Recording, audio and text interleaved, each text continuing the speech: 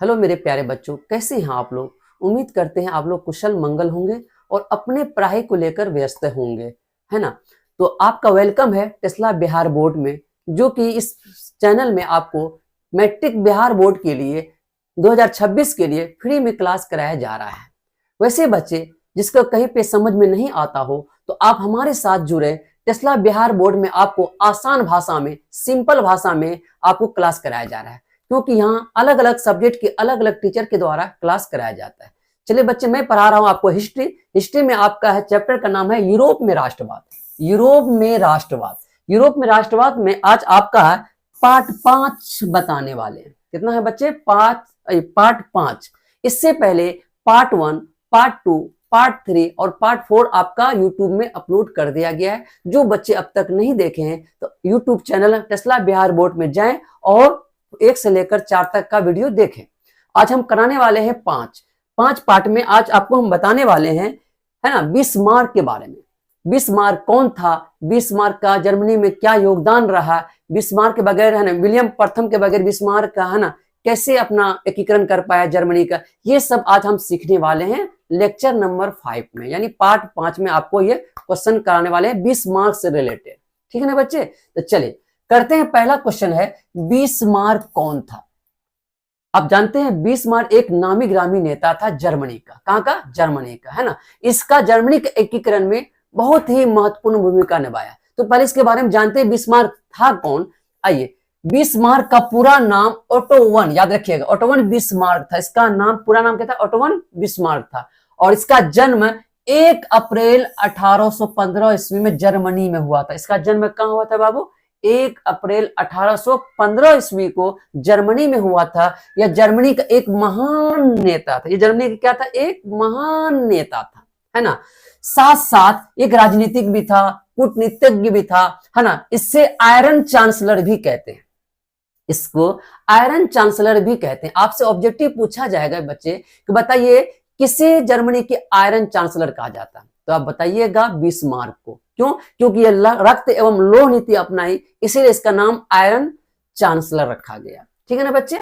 चलिए, इसे iron chancellor भी कहते हैं क्योंकि वह बहुत ही सख्त एवं मजबूत निर्णय लेने वाला नेता था। ये जो निर्णय लेता था बहुत ही सख्त, बहुत ही मजबूत निर्णय लेने वाला नेता था, है ना। बिस्मार्क ने कहा था कि जर्मनी का एकीकरण भाषण से नहीं बल्कि खून एवं लोहे से होगा। बिस्मार्क का कहना था बच्चे कि जर्मनी का अगर एकीकरण है, खाली भाषण देने से नहीं होगा कि यहां से निकलो आंदोलन को, इससे नहीं होगा। उसके लिए रक्त यानी खून बहाना पड़ेगा, लोहा लेना पड़ेगा। जब तक अब खून नहीं बहाएंगे, लोहा नहीं लेंगे, तो हमारा जर्मनी का एकीकरण नहीं हो पाएगा, आजाद नहीं हो पाएगा। कौन कहा था? बिस्मार्क ने कहा था, है ना। यानी युद्ध और ताकत से होगा। इससे नीति के कारण, इससे नहीं हुआ। इस नीति के कारण 1871 में जर्मनी का चांसलर बना। इसी नीति के कारण बिस्मार्क ने 1871 ईस्वी में जर्मनी का क्या बन गया बच्चे? चांसलर बन गया। क्या बच्चे समझ में आया? बिस्मार्क कौन था? आसान शब्दों में आपको बता दिया गया है ना, है ना। आराम से इसको आप लिख सकते हो, एग्जाम में अगर आए तो आराम से इसको लिख सकते हैं। क्या बच्चे ठीक है? आगे चलिए। तो अब चलते हैं बच्चे, बिस्मार्क की बात होती है तो बिस्मार्क कहां के हैं? शासक था जर्मनी का। कहां का नेता था? जर्मनी का। तो आगे चलते हैं कि जर्मनी के एकीकरण में बिस्मार्क की भूमिका का वर्णन करें, यानी अभी बिस्मार्क कौन था उसके बारे में जाने। जर्मनी के एकीकरण में बिस्मार्क ने कौन कौन सी भूमिका निभाई, आज उसके बारे में जानते हैं बच्चे। यानी आज बिस्मार्क से रिलेटेड ही क्वेश्चन कर रहे हैं, और जर्मनी और बिस्मार्क। जर्मनी के एकीकरण में बिस्मार्क की अहम भूमिका थी। क्या थी? अहम भूमिका थी। याद रखिए बच्चे, अहम भूमिका थी, क्योंकि पर्सा के राजा विलियम प्रथम, पर्सा के राजा कौन था तभी? विलियम प्रथम ने जर्मनी के एकीकरण के लिए बिस्मार्क को प्रधानमंत्री बनाया। बिस्मार्क को क्या बना दिया? प्रधानमंत्री बनाया। कौन बनाया प्रधानमंत्री? विलियम प्रथम ने बिस्मार्क को क्या बना दिया? प्रधानमंत्री बना दिया। क्योंकि यह राजनीतिक कूटनीतिज्ञ के साथ साथ एक मजबूत निर्णय लेने वाला नेता था। क्योंकि यह राजनीतिक था भी, कूटनीतिज्ञ था भी, साथ साथ एक मजबूत निर्णय लेने वाला नेता था। और बिस्मार्क का मानना था, किसका मानना था? बिस्मार्क का मानना था कि जर्मनी का एकीकरण भाषण और आदर्शवादी से नहीं, भाषण से नहीं चलेगा, आदर्शवादी से नहीं चलेगा, बल्कि रक्त एवं लोह, याद रखिए, नीति से होगा। यानी कहते बिस्मार्क का कहना था जर्मनी का एकीकरण करना है तो भाषण से नहीं चलेगा, हाँ, आदर्शवादी से नहीं चलेगा, तो इसके लिए लोहा लेना पड़ेगा, रक्त एवं लोह नीति को अपनाना पड़ेगा, है ना। और बिस्मार्क ने पहले जर्मनी में आर्थिक सुधार किया। इसके लिए बिस्मार्क ने क्या किया, सबसे पहले जर्मनी में एक आर्थिक सुधार किया। आर्थिक सुधार हुआ, फिर सैनिक शक्ति को मजबूत किया, यानी अपने सैनिक को बढ़ाया। क्या किया, सैनिक को बढ़ाया। इन्होंने जर्मनी के एकीकरण के लिए 3 युद्ध लड़ा। फिर क्या किया, जब आर्थिक सुधार करने के बाद एक विशाल सेना का गठन करने के बाद इन्होंने 3 युद्ध लड़ा। कितना युद्ध लड़ा, 3 युद्ध लड़ा, जिसमें से 1864 ईस्वी में ऑस्ट्रिया और पर्सा, है ना, मिलकर डेनमार्क से युद्ध किया। जिसमें किससे किससे, ऑस्ट्रिया और पर्सा से मिलकर किसको, डेनमार्क से युद्ध किया। समझे ना, पर्सा पहले जर्मनी हुआ करता था, समझे, जर्मनी का नाम पहले क्या था, पर्सा था, याद रखिएगा बच्चे, ठीक है ना, है ना। युद्ध हुआ, याद रखिएगा, मिलकर डेनमार्क से युद्ध किया। किससे युद्ध किया, डेनमार्क से युद्ध किया। क्या किन्हीं को दिक्कत, चलिए।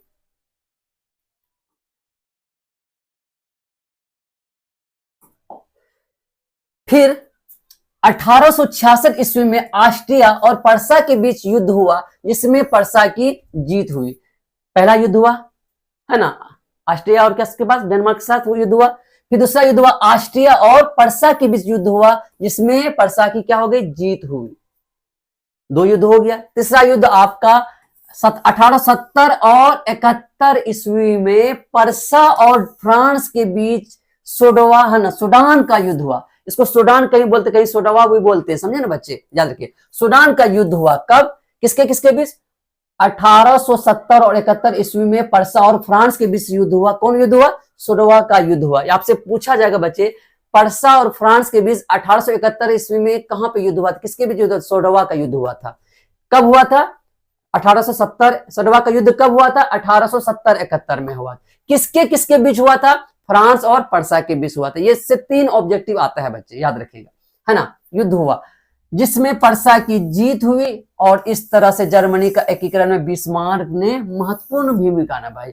इस प्रकार ये 3 युद्ध के कारण, है ना, बिस्मार्क के 3 युद्ध के कारण क्या हो गया, जर्मनी का एकीकरण हो पाया, और बिस्मार्क का अहम भूमिका, इसमें एकीकरण करने में बिस्मार्क की अहम भूमिका निभाई। क्या बच्चे यहां तक समझ में आया आपको, किन्हीं को दिक्कत, चलिए आगे चलते हैं। बहुत ही सिंपल लैंग्वेज में आपको हम बता रहे हैं बच्चे।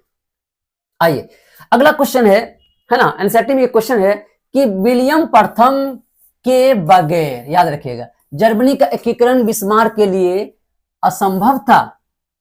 आपको बोलना है हाँ, आपको बोलना हाँ, विलियम प्रथम के बगैर बिस्मार्क का जर्मनी का एकीकरण करना असंभव नहीं था। उसको संभव बनाना है तो विलियम प्रथम का अहम भूमिका रहा है। तो कैसे रहा था बच्चे, आज जानते हैं।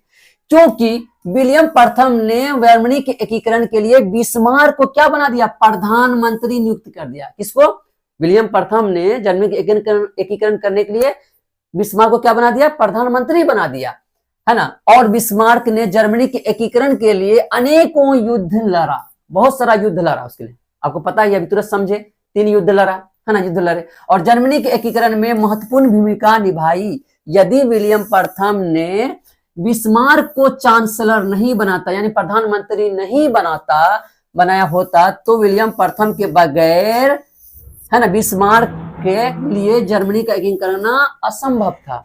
अगर विलियम प्रथम ने बिस्मार्क को प्रधानमंत्री नहीं बनाया होता तो उसके बगैर जर्मनी का एकीकरण करना बिस्मार्क के लिए असंभव था।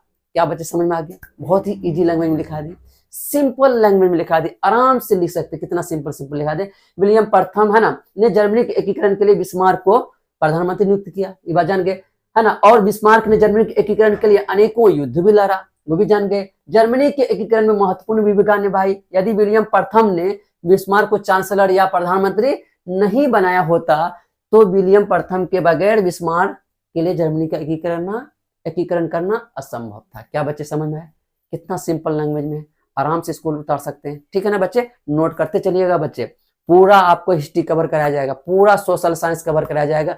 आपको बोला गया है, वादा किया गया कि आपका फ्री में 2026 के लिए, है ना, फ्री में क्लास कराया जा रहा है, तो फ्री में कराया जाएगा। ठीक है बच्चे, चलते हैं आगे। अब अगला क्वेश्चन है बच्चे, है ना, और अंतिम क्वेश्चन है बच्चे आज के क्लास का। प्रश्न था गैरीबाल्डी के कार्यों का चर्चा करें। गैरीबाल्डी के कार्यों की चर्चा करें, यानी गैरीबाल्डी कौन था, इसके क्या क्या कार्य किए, है ना, देखते हैं। इटली के एकीकरण में गैरीबाल्डी का महत्वपूर्ण कार्य एवं भूमिका रहा। यानी कहने के बाद गैरीबाल्डी एक इटली का शासक भी था, है ना, इटली का ही था, रहने वाला था। इसके इटली के एकीकरण में गैरीबाल्डी का महत्वपूर्ण कार्य के साथ साथ भूमिका भी रहा, कार्य भी किया और भूमिका भी रहा, है ना। और यह पेशे से नाविक था। आपको ऑब्जेक्टिव पूछ सकता है बच्चे, बताइए गैरीबाल्डी कहां के निवासी थे, बोलिएगा इटली के। गैरीबाल्डी पेशे से क्या थे, बोलिएगा नाविक थे। क्या थे, नाविक थे। इन्होंने युवकों की एक मजबूत सेना लाल कुर्ती बनाई। कौन, गैरीबाल्डी ने कौन सा सेना का गठन किया, आप बोलेगा लाल कुर्ती। ऑब्जेक्टिव पूछ सकता है, बताइए गैरीबाल्डी ने कौन सा सेना बनाई थी, क्या बोले लाल कुर्ती बनाई। इन सैनिकों को लेकर इन्होंने सिसिली और नेपल्स, याद रखिएगा सिसिली और नेपल्स, है ना, को जीत कर वहां गणराज स्थापित कर दिया। यानी सिसिली और नेपल को जीत लिया, किसको, ये सैनिकों के दल पर। किसानों को, मजदूरों के सैनिक बना करके, युवकों के सैनिक बना करके सिसिली और पीपल को जीतकर वहां पर गणराज स्थापित कर दिया। कौन किया, गैरीबाल्डी ने किया। बाद में क्या किया, इन्होंने अपनी सारी संपत्ति राष्ट्र के नाम करके, पूरा संपत्ति जितना संपत्ति था राष्ट्र के नाम, देश के नाम कर दिया कि हम, हमारा देश में दिया जाए, देश मजबूत होगा, देश आजाद हो गया है अब मजबूत होगा, तो देश मजबूत होगा तो हम लोग भी क्या होंगे, मजबूत होंगे। सारी संपत्ति राष्ट्र के नाम क्या करते, दान करके एक साधारण किसान की जिंदगी जीने लगा। एक साधारण सा इंसान, साधारण सा किसान की जिंदगी जीने लगा। यह है गैरीबाल्डी के कार्य और भूमिका, एकीकरण में कार्य की भूमिका। क्या बच्चे समझ में आया? तो बच्चे आज की क्लास यही खत्म होती है और लास्ट क्लास आपका बचा हुआ, अब 2 ही क्वेश्चन बचा हुआ बच्चे, 2 ही टॉपिक बचा हुआ है। पहला है यूनान, है ना, यूनान स्वतंत्रता संग्राम के बारे में जानेंगे।